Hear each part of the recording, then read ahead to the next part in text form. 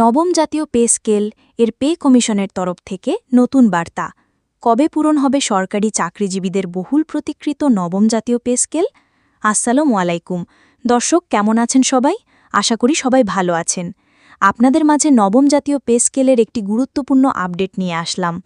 তাই আপনাদের মাঝে অনুরোধ থাকবে আমাদের চ্যানেলটিকে সাবস্ক্রাইব করবেন এবং ভিডিওটিতে একটি লাইক দিবেন। নবম জাতীয় পে স্কেল নিয়ে বড় একটি খুশির খবর দিল পে কমিশন। গতকাল পে কমিশনের একটি বৈঠক অনুষ্ঠিত হয়। সেই বৈঠকের মূল আলোচ্য বিষয় ছিল নবম জাতীয় পে স্কেল 12টি গ্রেডে যত দ্রুত সম্ভব কার্যকর করা।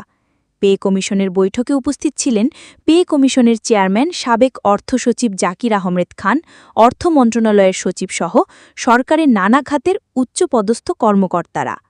পে কমিশনের সেই বৈঠকে নবম জাতীয় পে স্কেল আগামী জাতীয় সংসদ নির্বাচনের আগেই করা যায় কিভাবে, তা নিয়ে প্রায় 2 ঘণ্টা ধরে আলোচনা চলে। আলোচনা শেষে সবাই একটি সিদ্ধান্ত গ্রহণ করেন। খুব দ্রুত সময়ে নবম জাতীয় পে স্কেল বাস্তবায়ন করতে হবে। নির্বাচন এর পর যদি হয় তাহলে আরও 1 বছরেও নবম জাতীয় পে স্কেল বাস্তবায়ন হবে না।